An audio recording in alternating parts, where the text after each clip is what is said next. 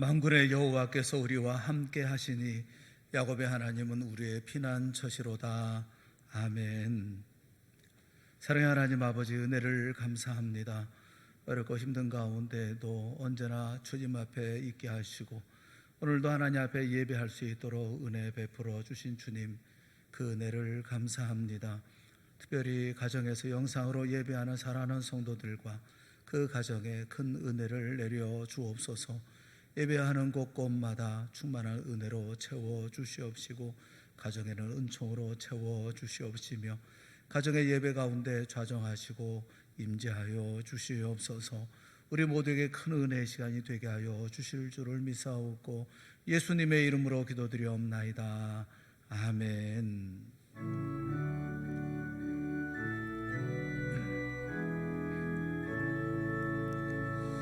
큰 영화로신 주 이곳에 오셔서 이 모인 자들로 주 백성 삼으사 그 중에 항상 계시고 그 중에 항상 계시고 큰 영광 나타내소서.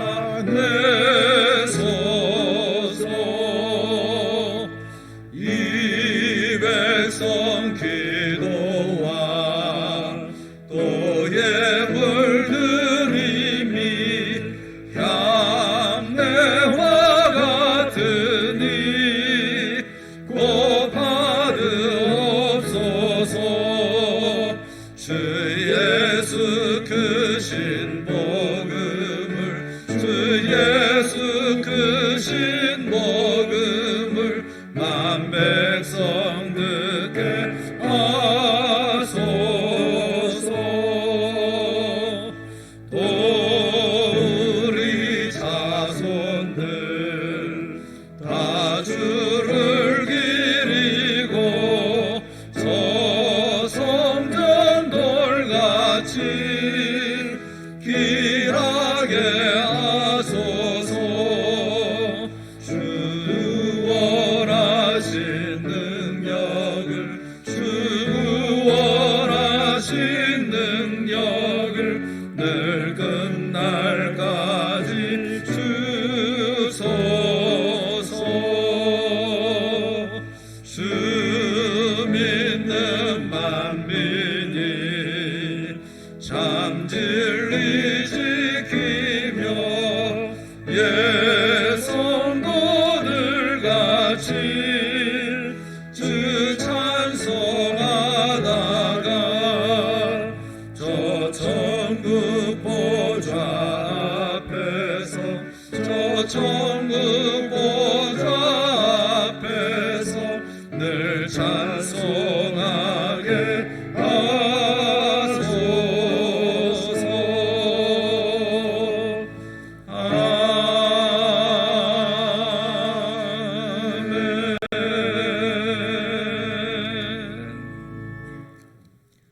교동문은 10번입니다.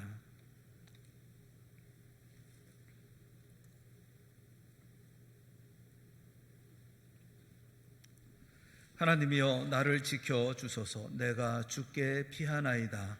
내가 여호와께 아뢰되 주는 나의 주님이시오니 주밖에는 나의 복이 없다 하였나이다. 땅에 있는 성도들은 존귀한 자들이니 나의 모든 즐거움이 그들에게 있도다. 다른 신에게 예물을 드리는 자는 괴로움이 더할 것이라. 나는 그들이 드리는 피의 전제를 드리지 아니하며 내 입술로 그 이름도 부르지 아니하리로다. 여호와는 나의 산업과 나의 잔의 소득이시니 나의 분깃을 지키시나이다. 내게 실로 재어준 구역은 아름다운 곳에 있으며 나의 기업이 실로 아름답도다. 나를 훈계하신 여호와를 송축할지라. 밤마다 내 양심이 나를 교훈하도다. 내가 여호와를 항상 내 앞에 모시며 그가 나의 오른쪽에 계심으로 내가 흔들리지 아니하리로다. 아멘. 사도신경으로 신앙 고백하겠습니다. 전능하사 천지를 만드신 하나님 아버지를 내가 믿사오며 그 외아들 우리 주 예수 그리스도를 믿사오니 이는 성령으로 잉태하사 동정녀 마리아에게 나시고 본디오 빌라도에게 고난을 받으사 십자가에 못 박혀 죽으시고 장사한 지 사흘 만에 죽은 자 가운데서 다시 살아나시며 하늘에 오르사 전능하신 하나님 우편에 앉아 계시다가 저리로서 산 자와 죽은 자를 심판하러 오시리라. 성령을 믿사오며 거룩한 공회와 성도가 서로 교통하는 것과 죄를 사하여 주시는 것과 몸이 다시 사는 것과 영원히 사는 것을 믿사옵나이다. 아멘.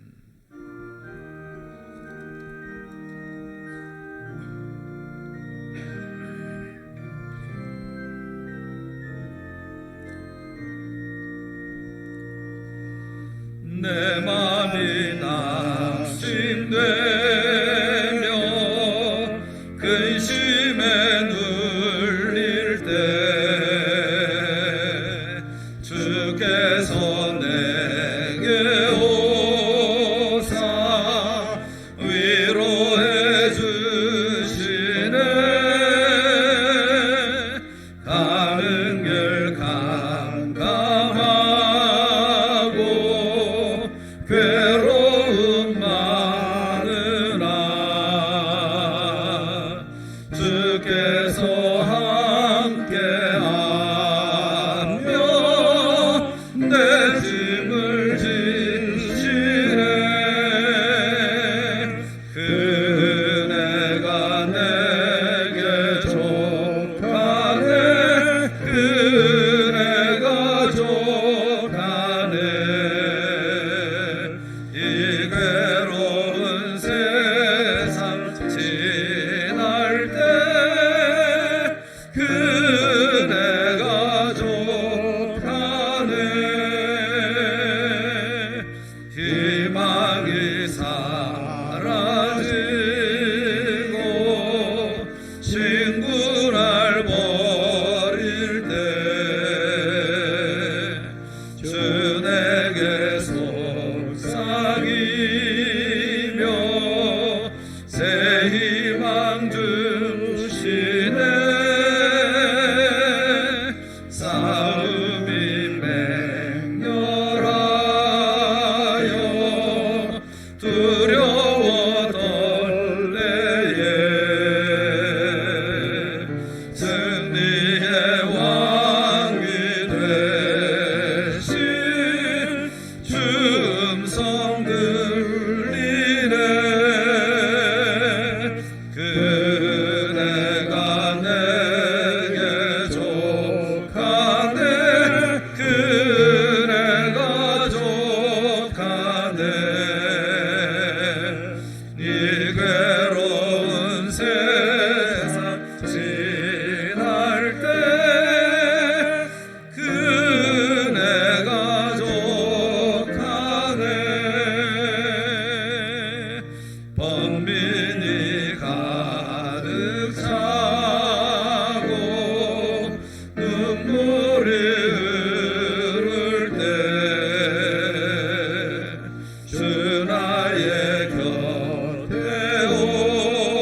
오사 위로해 주시네. 환란이 닥쳐와서 어려움 당할 때 주님의 능력이 입어 원수를 이기네. 그네가 내게 족하네. 그네가 족하네. 이 괴로운 세상 지날 때 그네가 족하네.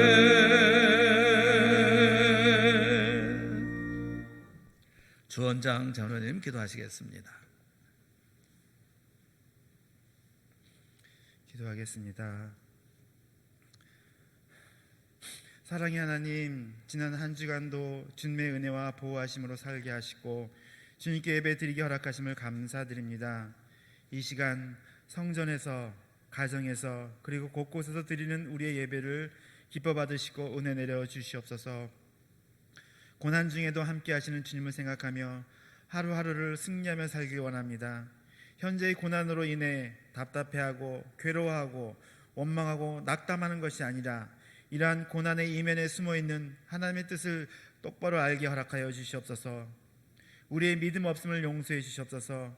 욕심과 교만으로 똘똘 뭉친 우리의 심령을 성령의 불로 녹여 주시옵소서.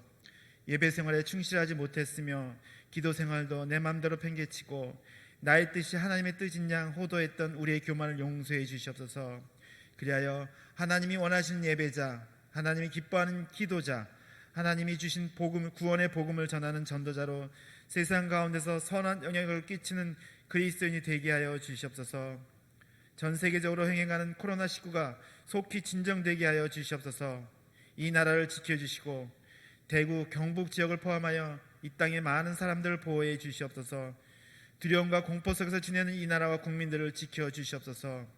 최전선에서 전염병과 싸우고 있는 방역 공무원들과 의료진들에게 함께 하셔서 성공적으로 코로나19를 극복하게 하시고 이 코로나 바이러스가 하나님께 향하는 징검다리가 되게 하여 주시옵소서. 특별히 이 땅의 그리스도인들이 깨어서 기도하게 하옵소서. 하나님의 뜻을 분별하는 그리스도인들이 되게 하시고 더욱 믿음에 굳게 서서 주님의 통치하심을 믿고 주님께 의지하고 담대히 이 땅에서 소금과 빛의 역할을 감당하는 그리스도인들이 되게 하옵소서. 북녘 땅에도 속히 복음이 들어가고 복음 통일되는 우리나라가 되게 하여 주시옵소서. 북녘 땅 방방 곳곳에 하나님의 전이 세워지게 하시고 하나님의 말씀이 선포되고 예배가 회복되며 하나님을 찬양하는 소리가 울려 퍼지게 하옵소서. 주님, 동산교회를 지켜 주시옵소서. 우리 성도들을 보호해 주시옵소서. 각종 질병으로부터 지켜주시고 경제적인 어려움에서 건져주시며 영육간에 강건하도록 함께 동행해 주시옵소서. 갑작스럽고 급한 소식 오지 않게 하시고 어디서든지 항상 주님만 바라보며 예배와 기도에 승리하는 동산의 성도들이 되게 하여 주시옵소서. 마주보고 함께 예배를 드리지는 못하지만 각자의 처소에서 하나님이 주시는 말씀을 통해 하나 되는 우리 동산교회가 되게 하여 주시옵소서. 언제 끝날지 모르는 고난 중에도 하나님과 함께 동행함으로 승리하는 우리 동산교회와 성도들 되길 소원하며 나를 구원해 주시고 치료자 되시는 예수 그리스도의 이름으로 기도드리옵나이다. 아멘.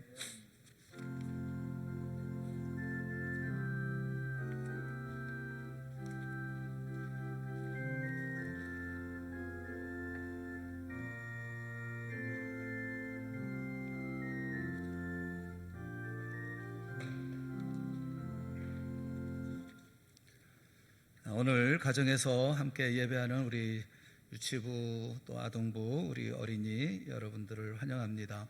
또 우리 학생부 청년부 또 모두가 함께 예배하는 여러분 모두를 주님의 이름으로 환영합니다. 부모님과 함께 가정 예배 잘 드리는 우리 주일학교 모든 우리 하나님의 자녀들이 되어질 수 있기를 바랍니다. 코로나19로 인해서 우리 주일학교 또 오후 예배, 수요 예배, 금요 기도회, 구역 예배 각종 모임 당분간 모이지는 않습니다. 하지만 주일 1부, 2부 9시, 11시 그리고 오후 예배 2시 반 주일 예배 다 실시간으로 우리가 영상으로 가정 예배를 드립니다.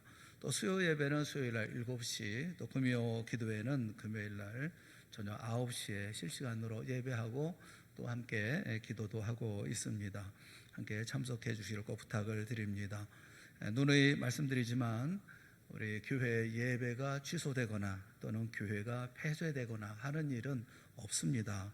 그것이 아니라 코로나19로 인해서 모두가 다 전염의 위험이 있고 또 나라를 생각하고 또 우리 모두를 생각해서 예배 장소를 가정으로 임시 확장을 한 것입니다. 비상시에 드리는 그런 특수한 예배임을 여러분들이 이해해 주시기 바랍니다.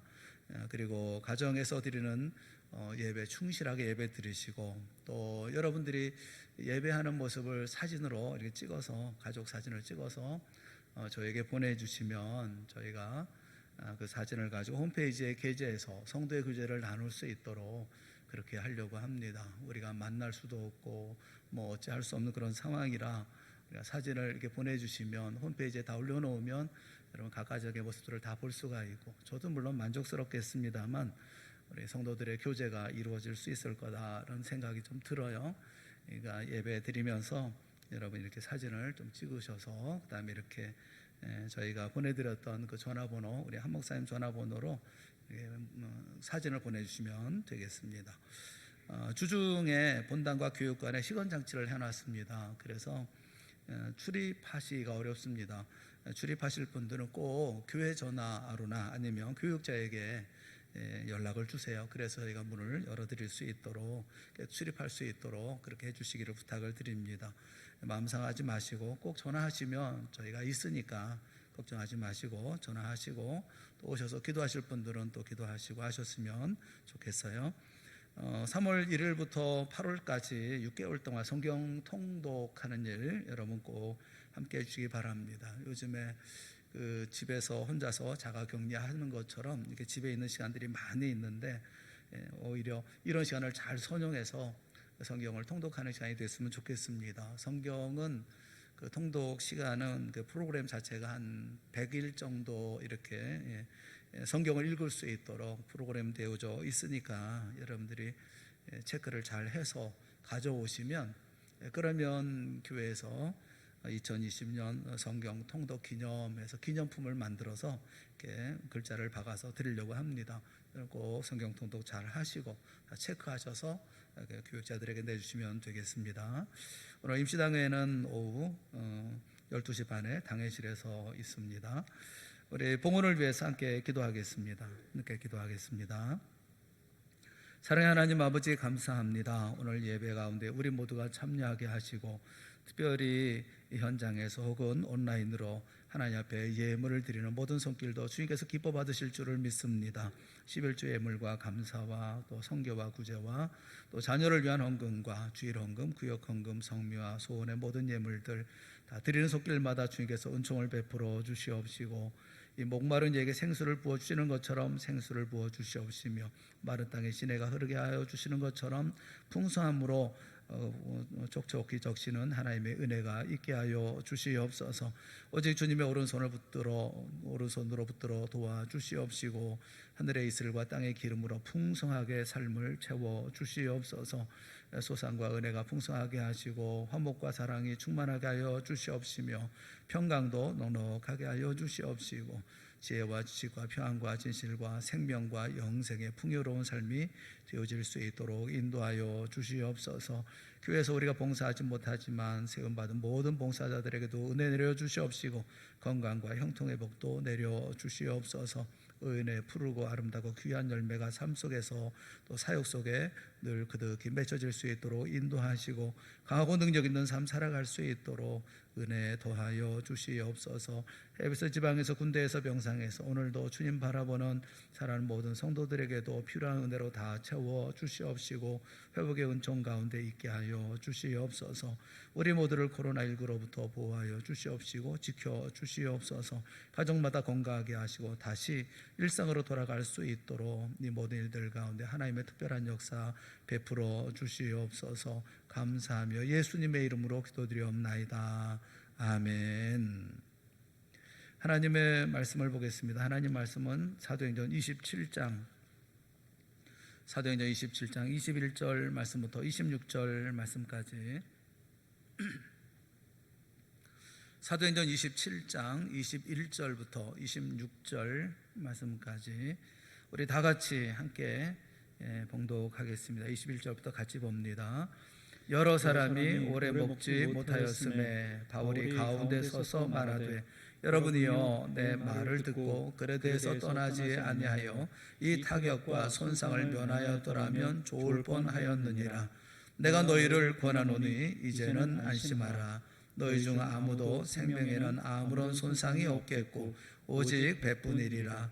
내가 속한 바 곧 내가 섬기는 하나님의 사자가 어젯밤에 내 곁에 서서 말하되, 바울아 두려워하지 말라. 내가 가이사 앞에 서야 하겠고 또 하나님께서 너와 함께 항해하는 자를 다 내게 주셨다 하였으니 그러므로 여러분이여 안심하라. 나는 내게 말씀하신 그대로 되리라고 하나님을 믿노라. 그런즉 우리가 반드시 한 섬에 걸리리라 하더라. 아멘. 이 시간에는 우리 임마누엘 찬양대 주의자인 이현철 집사님 특송해 주시겠습니다.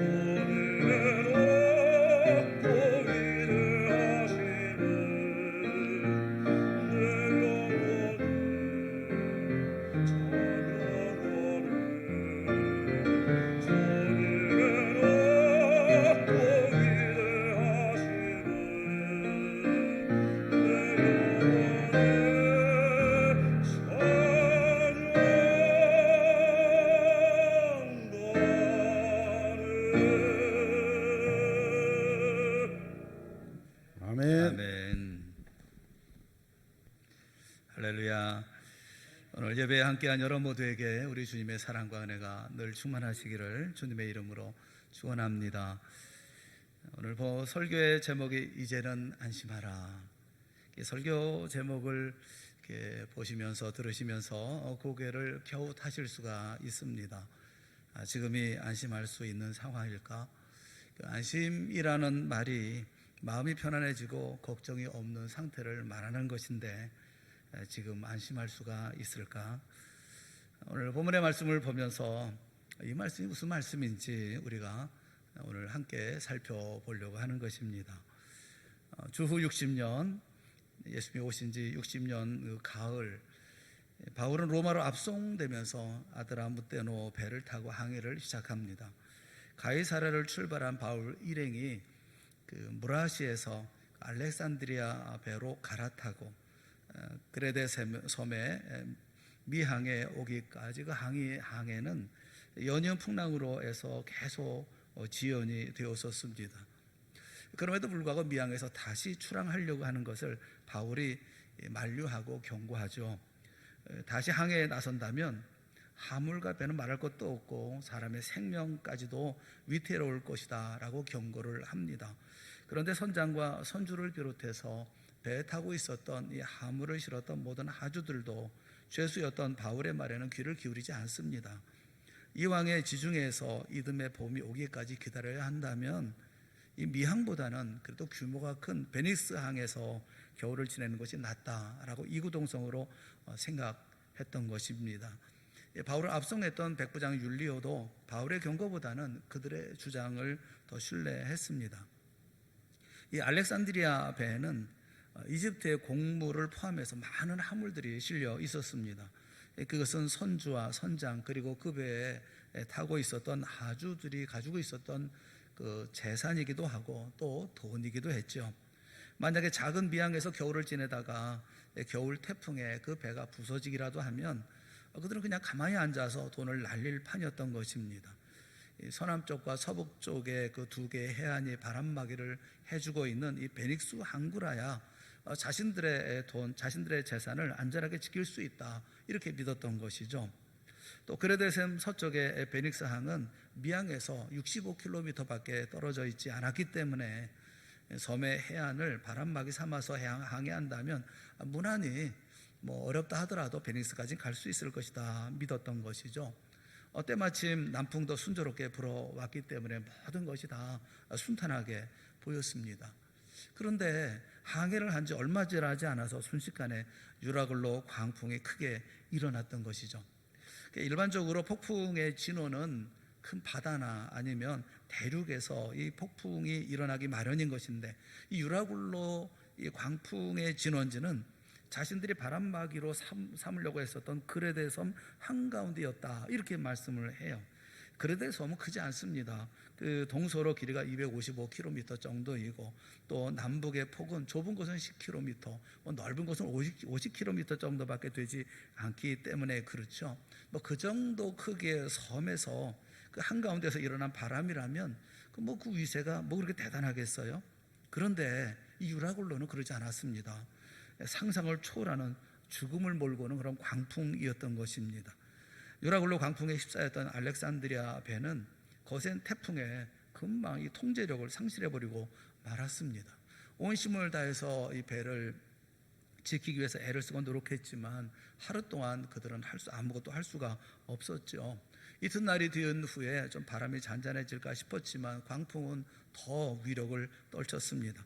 선원들은 배가 전복되지 않도록 배의 무게를 줄이기 위해서 비상식량을 제외한 모든 화물들을 다 바다에 버려야만 했었습니다. 이 화물은 선주와 선장 그리고 하주들의 피 같은 돈이었고 재산들이었습니다. 이들은 돈을 지키기 위해서 위험을 무릅쓰고 미항에서 베닉스 항구까지 가고자 했었던 사람들이 아닙니까? 그래 눈앞에 닥친 그 죽음 앞에서 그들이 가지고 있었던 이 재산이나 이 재물들은 단지 무거운 짐에 지나지 않을 뿐이었습니다. 사흘째 되었어요. 그럼에도 불구하고 이 광풍의 위세는 도무지 꺾이질 않습니다. 선원들은 마지막으로는 그 침구라든가 의자라든가 테이블을 포함해서 배에 필수적으로 갖추고 있어야 할 모든 기구들마저 다 바다에 던져버리고 말았습니다. 그럼에도 불구하고 상황은 호전될 기미가 전혀 보이지 않았습니다. 해도 보이지 않았고 몇 날 며칠 동안 별도 보이지 않는 칠흑 같은 어둠 속에서 이 거대한 풍랑은 쉬지 않고 알렉산드리아 배를 삼키려고 했지요. 그 시절에 나침판 역할을 하고 있었던 이 별이 며칠 동안 보이지 않았으니 자신들이 어느 방향으로 휩쓸려 가고 있는지조차 가늠할 수가 없었습니다. 그들은 배에 실린 자신들의 재산을 포함해서 버릴 수 있는 모든 것들을 다 버렸지만 구원의 희망은 어디서인지 보이지가 않았습니다. 이런 상황을 20절은 우리에게 아주 자세하게 말씀을 해주고 있어요. 20절 말씀을 우리 한번 다 같이 읽어보겠습니다. 시작. 여러 날 동안 해도 별도 보이지 아니하고 큰 풍랑이 그대로 있음에 구원의 여망마저 없어졌더라. 여러 날 동안 해도 보이지 않고 별도 보이지 않고 그 풍랑은 그대로 있고, 그래서 구원의 여망마저 없어졌다. 여망이라는 말은 남을여, 또 바랄 망, 그래서 여망이죠. 그러니까 남아있는 소망, 남아있는 어떤 희망이죠. 이 여망마저 없어졌다는 거죠. 이제는 바라볼 아무것도 없었다는 것입니다. 그러니까 절망입니다. 그들이 그토록 지키려 했었던 그들의 돈을 왜 바닷속에 던져버렸습니까? 배 필수적으로 갖추고 있어야 할 기구마저도 왜 바닷속에 다 던져버렸습니까? 그렇게 하면 살 수 있을 것이라고 하는 신락 같은 희망이 그들에게 있었기 때문에 그랬던 것입니다. 그런데 그 모든 것을 남김없이 포기해버렸음에도 불구하고 풍랑은 조금 더 잦아들지 않고, 그리고 그들은 여전히 신락 같은 희망마저 다 사라져버리고 말았다는 거예요. 그래서 이들은 모든 것이 다 끝나버리는 것입니까? 배는 파손해버리고 또 자신들은 배와 함께 깊은 물속에 수장되어서 모두 생명을 잃게 되어질 것입니까? 아무런 소망이 이들에게는 없었던 것이죠. 만약에 바울이 그 배에 없었더라면 이 알렉산드리아 배와 그 배에 승선한 사람들의 운명은 그들이 미리 예측하고 있었던 것처럼 모두 다 끝나버리고 말았을 것입니다. 하지만 그 배에는 바울이 있었습니다. 22절 말씀에 보면 바울이 이렇게 말합니다. 22절 같이 보겠습니다. 시작. 내가 너희를 권하노니 이제는 안심하라. 너희 중 아무도 생명에는 아무런 손상이 없겠고 오직 배뿐이리라. 사도 바울이 이제 모든 사람들에게 얘기를 합니다. 여기 안심하라 라고 얘기하고 있는 유디메오라고 하는 이 말은 기뻐하라, 그런 말이에요. 기뻐하라. 마지막 희망의 끝마저 다 놓아버리고 깊이 절망하고 있는 사람들에게 바울은 안심하라, 기뻐하라, 그렇게 외친 것입니다. 왜 그러냐 하면 당신들의 생명에는 아무런 손상이 없을 것이라는 것입니다. 절망 가운데 있는 사람들을 위로하기 위한 바울의 립 서비스입니까? 아니면 허풍입니까? 그렇지 않습니다. 그 이유가 있어요. 그 이유를 그 다음 절에 설명하고 있어요. 23절부터 26절에 있는 말씀을 우리 다 같이 함께 해보겠습니다. 시작. 내가 속한 바 내가 섬기는 하나님의 사자가 어젯밤에 내 곁에 서서 말하되 바울아 두려워하지 말라.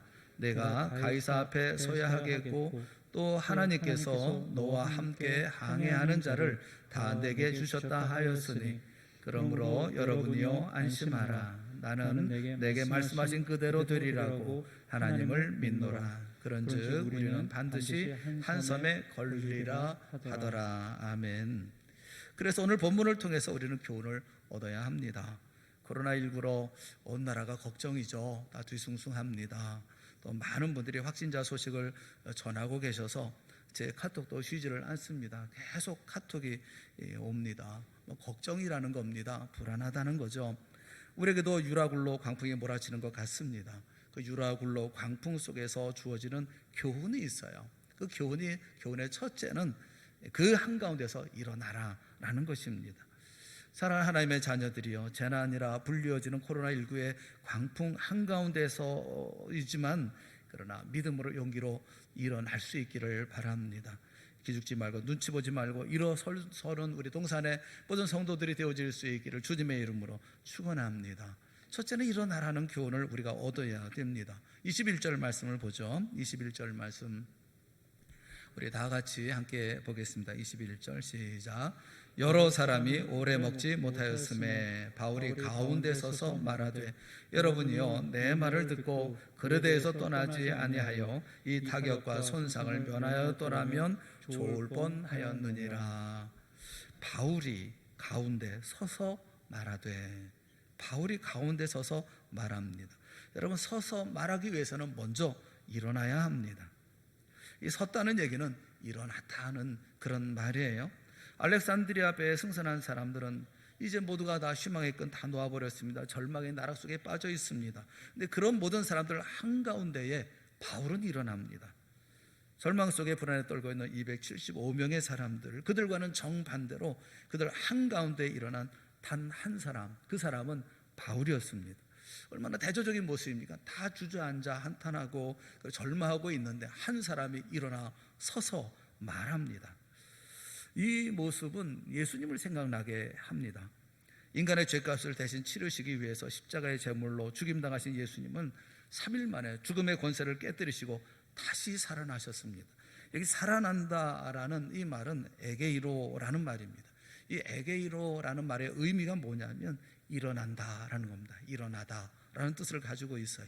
예수님은 모든 죽음 한가운데서 일어나신 분이다 라는 말이에요. 왜 예수님이 우리의 구원자가 되십니까?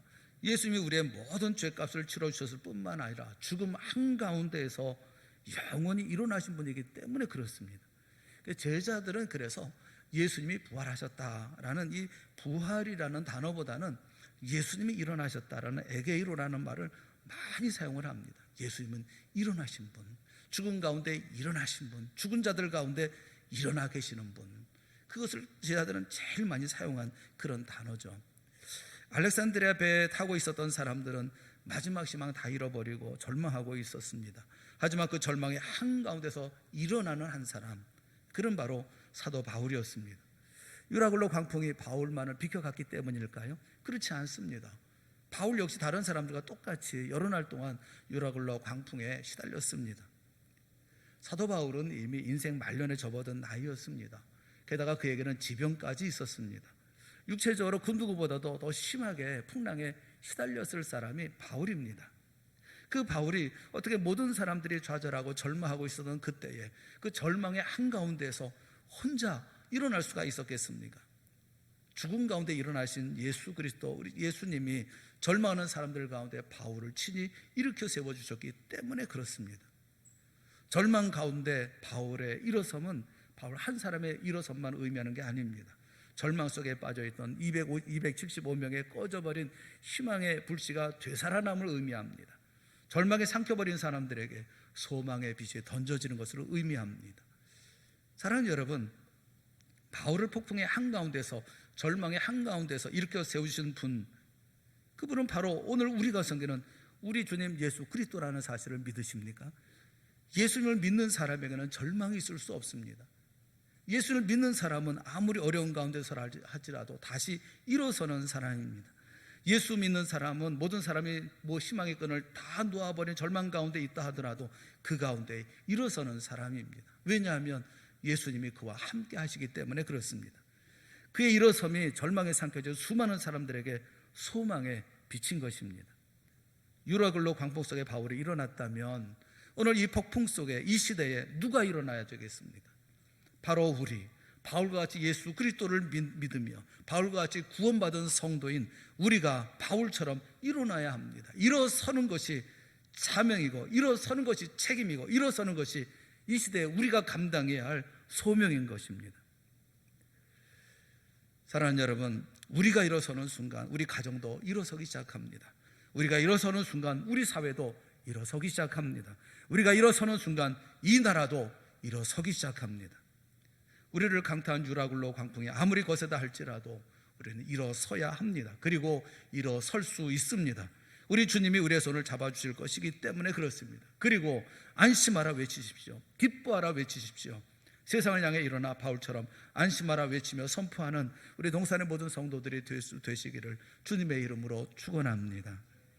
그렇다면 바울이 절망 속에 있는 사람들 가운데 일어나 안심하라 외쳤던 이유, 그 이유가 뭡니까?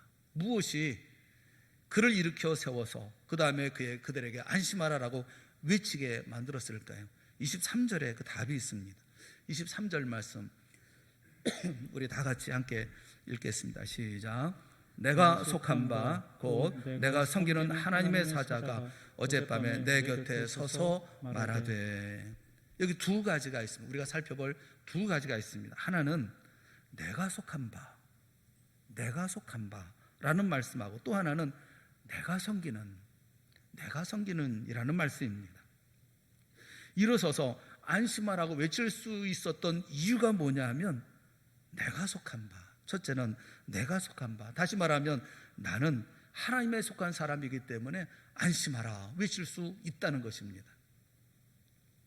바울에게 하나님은 아득하게 멀리 계시는 저 피안의 하나님, 멀리 계시는 누군가의 하나님이 아니었습니다. 바울에게 하나님은 내가 속해 있는 나의 하나님이셨습니다. 내가 속해 있는 나의 하나님.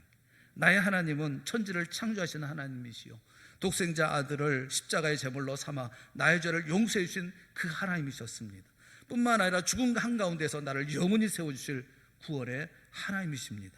그 하나님이 바울에게 내가 속한 하나님이신 한 그 어떤 죽음의 광풍도 하나님을 쫓는 사도 바울을 주저앉힐 수는 없었던 것입니다. 바울이 정말 하나님께 속한 사람이었다는 것을 우리에게 말씀해 주고 있는 것이 23절, 24절에 있는 말씀이에요. 23절, 24절 말씀에 보면 하나님의 사자가 어젯밤에 내 곁에 서서 말하되 바울아 두려워하지 말라. 내가 가이사 앞에 서야 하겠고 또 하나님께서 너와 함께 항해하는 자를 다 내게 주셨다 하였으니, 유라굴로 광풍은 사공들이 바다에서 흔히 만날 수 있는 그런 태풍이 아니었습니다. 그것은 모든 것을 삼키는 죽음의 광풍이었습니다. 그 죽음의 광풍 속에서 알렉산드리아 배에 타고 있던 사람들은 구원의 모든 소망을 다 잃고 죽음의 직면에 있었습니다. 그런데 바로 그 죽음의 순간에 하나님이 바울 곁에서 말씀하시는 것입니다. 하나님은 하나님께 속한 사람에게 말씀하십니다. 온 세상에 깊이 잠든 한밤중에 한치의 앞도 내다볼 수 없는 칠흑 같은 흑암 속에서도 하나님은 하나님에게 속한 사람에게 말씀하십니다. 개인도 단체도 심지어 나라도 운신도 하기 힘든 깊은 한밤중간 막다뜨릴 수가 있습니다. 그때 하나님께 속한 사람은 곁에서 말씀하시는 주님의 말씀을 듣습니다. 그리고 그 말씀에 힘입어서 칠흑 같은 흑암을 헤쳐나옵니다. 그 말씀에 힘입어서 죽음의 순간을 극복합니다. 사랑하는 성도 여러분, 살아계신 하나님은 언제나 우리를 보고 계십니다. 언제나 우리에게 먼저 다가오십니다. 언제나 우리 곁에서 친히 말씀해 주시는 하나님이십니다. 천지를 지으신 하나님은 졸지도 아니하시고 주무시도 아니하십니다. 그렇게 우리를 지키십니다. 낮의 해가 상하지 않게 하십니다. 밤의 달도 해치지 못하게 하십니다. 우리를 지키셔서 모든 환난을 면하게 하시고 우리의 출입을 지금부터 영원까지 지키십니다. 이 사실을 여러분 믿으십니까? 그래서 구원의 여망마저 사라져버린 죽음의 순간에도 이 말씀에 힘입어서 한밤중을 벗어나게 하시고 흑암의 터널을 헤쳐나오게 하십니다. 말씀에 힘입어 죽음의 순간도 극복하게 하십니다. 그러므로 사랑하는 여러분, 두려워하지 마십시오. 오늘 본문에 바울에게 두려워하지 말라 말씀하신 것은 바울이 죽음의 광풍 앞에 두려워하고 있었기 때문에 그렇습니다. 두려워하지 말라라고 말씀하시는 것은 바울이 두려워하고 있었기 때문이 아니겠습니까? 마태복음 14장의 베드로도 마찬가지였습니다. 제자들이 한밤중에 배를 타고 갈릴리 바다를 건널 때였습니다. 갑자기 몰아닥친 이 거센 바람이 배에 타고 있었던 제자들을 괴롭혔습니다. 산 위에서 기도하며 그 광경을 보셨던 주님이 거센 바람이 몰아치는 바다 위를 걸어서 제자들의 배에 다가오셨습니다. 주님이 바다 위로 걸어오실 것이라고는 상상도 못했던 제자들은 유령이라고 착각을 하고 공포에 사로잡혀서 비명을 질렀습니다. 그때 주님이 제자들에게 말씀하셨죠. 안심하라, 나니 두려워하지 말라 말씀하십니다. 주님이시라는 것을 확인한 베드로가 자신도 물 위를 걷게 명령해 달라라고 간구합니다. 주님이 허락하시고 베드로는 바다 위를 걷습니다. 그런데 거센 바람을 보고 무서워 빠져갑니다. 그런 베드로에게 주님이 다시 말씀하시죠. 믿음이 작은 자여 왜 의심하였느냐 말씀하십니다. 사랑하는 여러분, 베드로가 주님만 바라보고 걸을 때는 물 위를 걷습니다. 그런데 그가 거센 바람을 보고 느끼는 순간 바다에 빠져들어가며 비명을 지릅니다. 아무리 믿음이 있는 사람도 그의 시야에 주님이 계시지 않으면 베드로처럼 한순간 믿음이 작은 자로 파도에 빠져버릴 수밖에 없습니다. 시야에 주님이 보이지 않는 사람은 세상의 온갖 풍랑은 늘 두려움의 대상일 뿐입니다. 사랑하는 여러분, 하나님은 알렉산드리아 배에 타고 있는 모든 사람들, 불특정 다수 모든 사람들에게 두려워하지 말라 말씀하신 것이 아닙니다. 바울의 이름을 부르면서 바울아, 바울아 두려워하지 말라 이렇게 바울에게 개인적으로 말씀하셨습니다. 바울의 시야에 죽음의 유라굴로 광풍으로만 채워져 있을 때 주님은 바울아, 바울아 이름을 부르시면서 두려워하지 말아라, 두려워하지 말아라 말씀하십니다. 그가 하나님께 속한 사람이기 때문에 그렇습니다. 주님은 우리에게도 지금 말씀하십니다. 우리의 이름을 불러가시면서 누구야 두려워하지 말아라 말씀하고 계십니다. 우리가 하나님을 대신할 수는 없지만 이 말씀에 의지해서 이 시간 내 가족들을 이렇게 돌아보시고 또 내 남편을 향해서, 내 아내를 향해서, 내 자녀들을 향해서 이름을 불러가면서 격려하면 좋겠어요. 옆에 있는 분들에게, 옆에 있는 내 가족에게 여보 두려워하지 마세요. 여보 두려워하지 마로. 또 우리 아이들의 이름을 부르면서 누구야 두려워하지 말아라. 이렇게 같이 이야기를 나누면 좋겠습니다.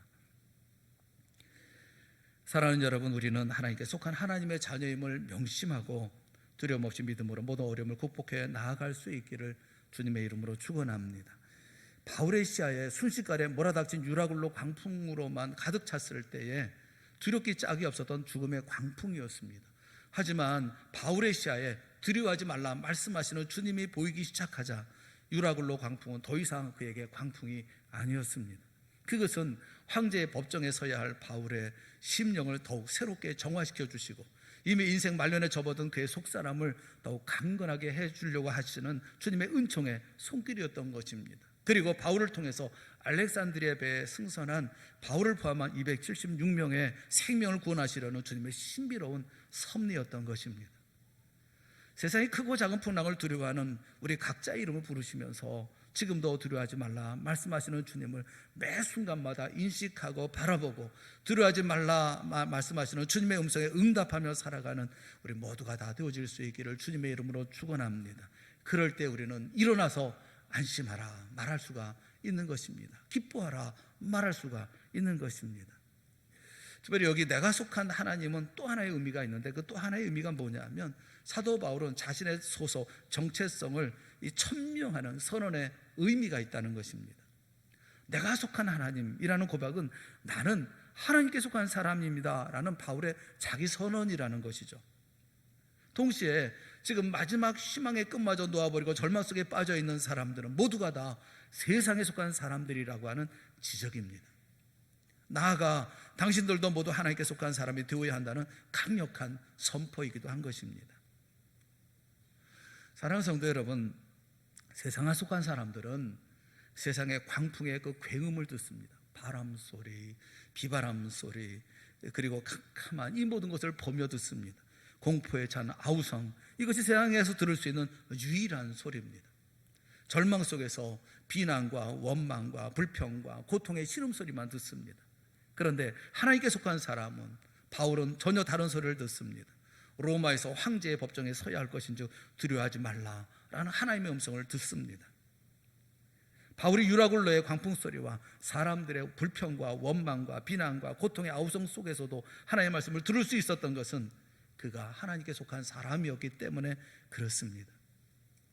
우리도 이 모든 광풍 속에서 하나님의 음성을 듣고 하나님의 말씀을 듣는 우리 모두가 되어질 수 있기를 주님의 이름으로 축원합니다. 하나님의 사람은 언제나 하나님으로 부유한 사람인 것입니다. 여러분, 우리는 무엇에 부유한 사람입니까? 우리 모두 바울처럼 나는 하나님께 속한 사람이라고 우리의 소속과 정체성을 분명히 밝히고 살아갈 수 있기를 바랍니다. 하나님을 가리켜서 내가 속한 나의 하나님으로 모시고 하나님으로 부유한 사람들이 되어질 수 있기를 주님의 이름으로 축원합니다. 우리가 하나님의 말씀으로 하나님과 이어지면 천지를 뒤흔드는 이 광풍의 괴금 속에서도 하나님의 말씀을 들을 수가 있습니다. 우리가 하나님의 말씀에 의지하며 살아가는 한 이 세상의 모든 사람들을 압도하는 죽음의 절망 한가운데서도 우리는 말씀의 심리와 바울처럼 일어설 수 있습니다.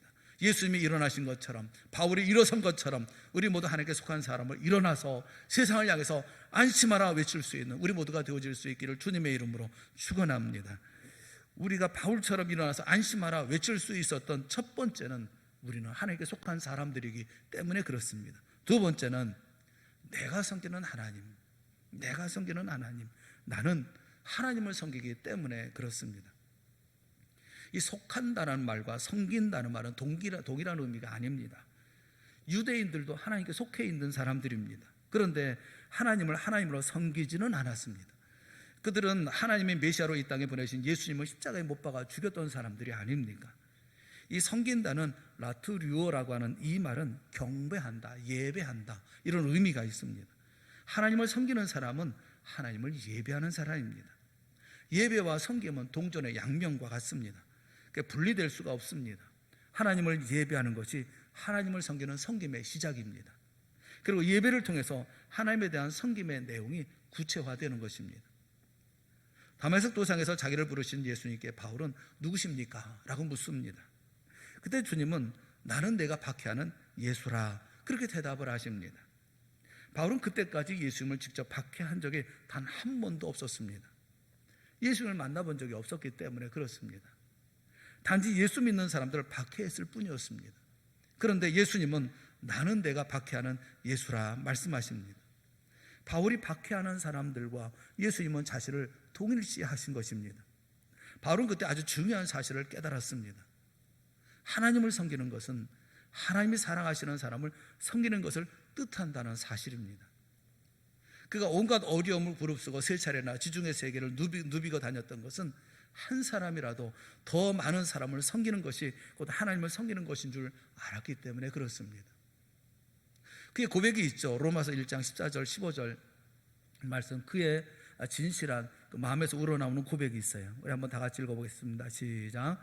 헬라인이나 야만인이나 지혜 있는 자나 어리석은 자에게 다 내가 빚진 자라. 그러므로 나는 할 수 있는 대로 로마에 있는 너희에게도 복음 전하기를 원하노라. 헬라인이나 야만인, 지혜 있는 자나 어리석은 자, 세상 모든 사람들을 가르쳐 얘기하죠. 다 내가 빚진 자라, 내가 섬겨야 할 자라. 바울이 3차 전도 여행 때 에베소에서 자신의 마지막 생을 던질 곳으로 로마를 정한 것은 제국의 수도 로마에 대한 호기심 때문이 아니었습니다. 복음을 가지고 로마에 있는 사람들까지 섬기기 위해서였던 것입니다. 유라굴로 광풍 속에서도 마찬가지였습니다. 지금 유라굴로 광풍에 휩쓸려서 죽음의 절망 속에 빠져버린 사람들은 미항에서 항해 위험성을 경고하는 사도 바울의 말을 묵살해버렸던 사람들입니다. 어리석은 사람들이요, 그리고 또 미련한 사람들이죠. 한편 생각해보면 괘씸한 사람들입니다.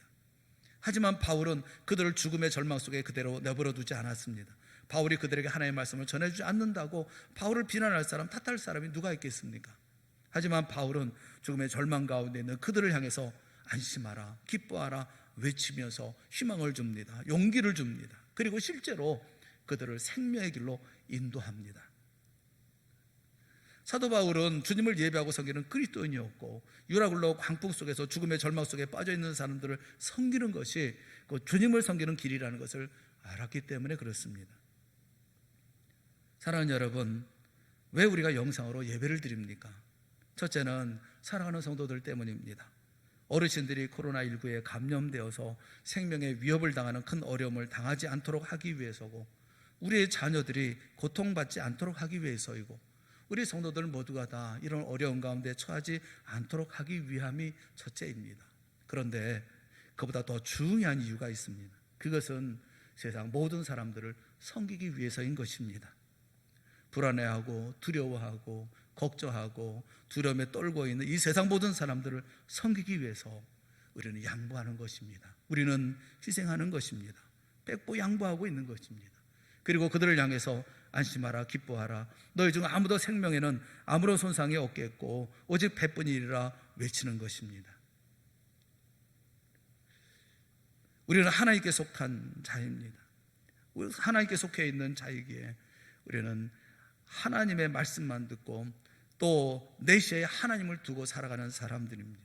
그리고 우리는 하나님을 섬기는 사람들입니다.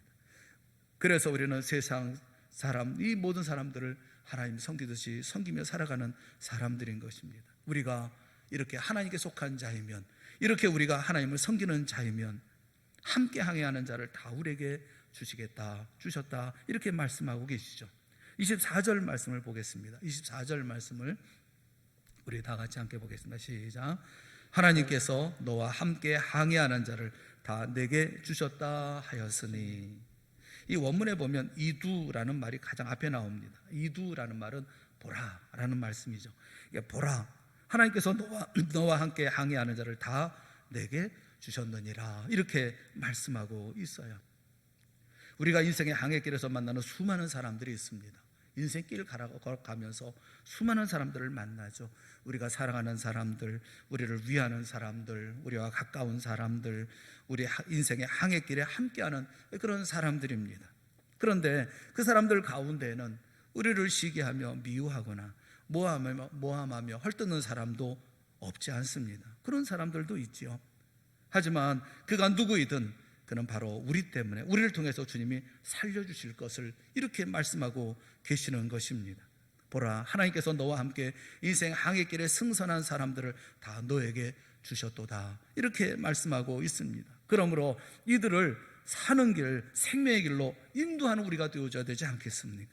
사랑하는 여러분, 우리가 하나님에게 속한 자라는 사실을 명확하게 하시고 우리가 하나님을 섬기는 자라는 사실을 명확하게 하십시오. 여러분이 이 땅의 소망입니다. 여러분이 이 땅을 구원할 유일한 소망이 아니겠습니까?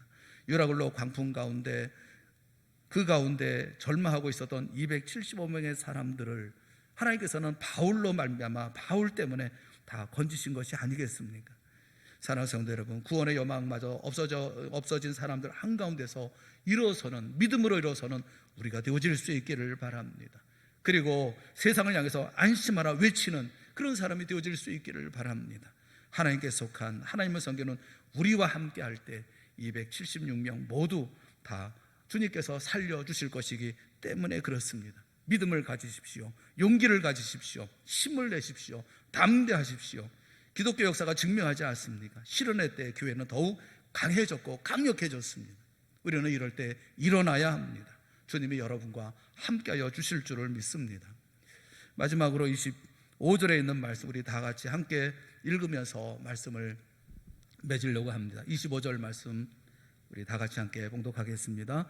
그러므로 여러분이여 안심하라. 나는 내게 말씀하신 그대로 되리라고 하나님을 믿노라. 할렐루야. 내게 말씀하신 그대로 되리라고 하나님을 믿습니다. 하나님께서 이처럼 놀라운 역사를 우리 민족 가운데도, 우리 동산교회 가운데도, 우리 가정 가운데도 베풀어 주실 줄을 믿습니다. 믿음을 가지고 하나님께 속한 자로서, 하나님을 섬기는 자로서 이 땅에 일어나 모든 사람을 향해서 기뻐하라, 안심하라 외치는 우리 모든 성도들이 되어질 수 있기를 주님의 이름으로 축원합니다. 기도하겠습니다. 사랑하는 하나님 아버지, 우리에게 은혜를 베풀어 주시옵소서.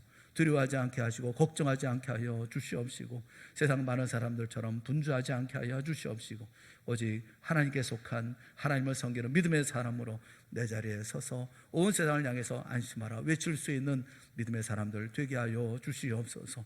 아무리 어려운 광풍이라 할지라도 하나님께서 잔잔케 하여 주시고 생명을 구원하시는 분은 우리 주님이신 줄을 믿습니다. 이 놀라운 역사 가운데 우리와 함께 하시고 우리와 동행하는 모든 사람들, 우리와 함께하는 인생의 모든 항해자들 주님께서 돌보아 주시고 인도하여 주실 줄을 믿습니다. 일어서는 우리 동산교회가 되게 하시고 우리 모든 성도들이 되게 하여 주시옵시고 큰 소망과 희망의 빛을 세상에 던질 줄 아는 우리 모두가 되게 하여 주시옵소서. 예수님의 이름으로 기도드리옵나이다. 아멘.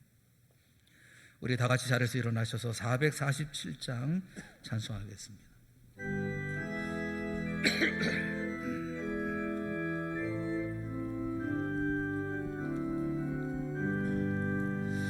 이 세상 끝날까지 주 섬겨 살리니 내 친구 되신 주여 늘 함께 하소서.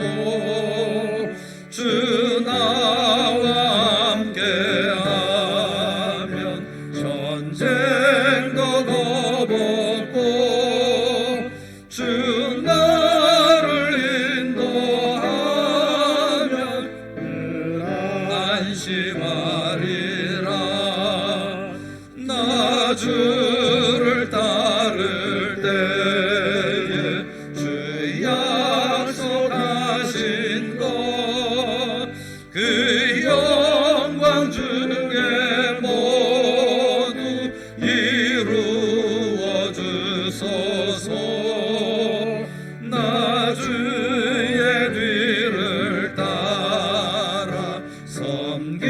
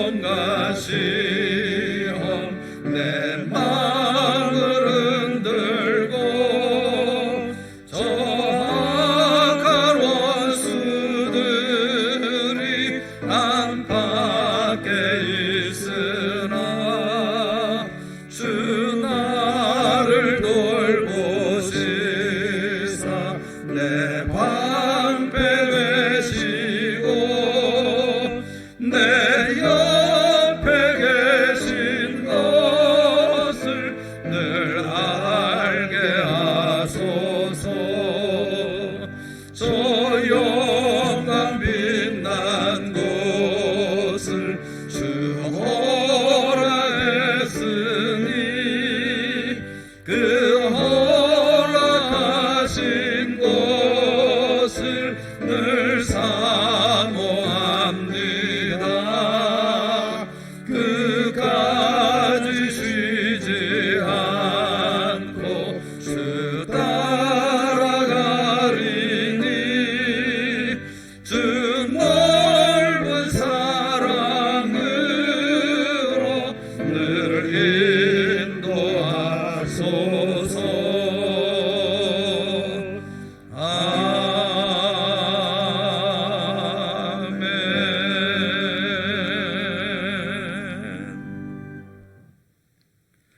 지금은 우리 주 예수 그리스도의 은혜와 하나님 아버지의 크신 사랑하심과 성령님의 감화 감동 위로 교통하심이 하나님의 속한 자임을 알고 하나님을 섬기는 자로 알아 이 광풍 속에 일어나 온 세상을 향하여 안심하라 기뻐하라 외치며 그리고 온 세상의 모든 사람들을 생명의 길로 인도할 수 있기를 간절히 소망하며 머리 숙인 우리 사랑하는 성도들 머리 위에와 그들의 가정과 하시는 모든 생업들 위에 그리고 사랑하는 동산교회 위에 이제로부터 영원토록 함께 있을지어다. 아멘.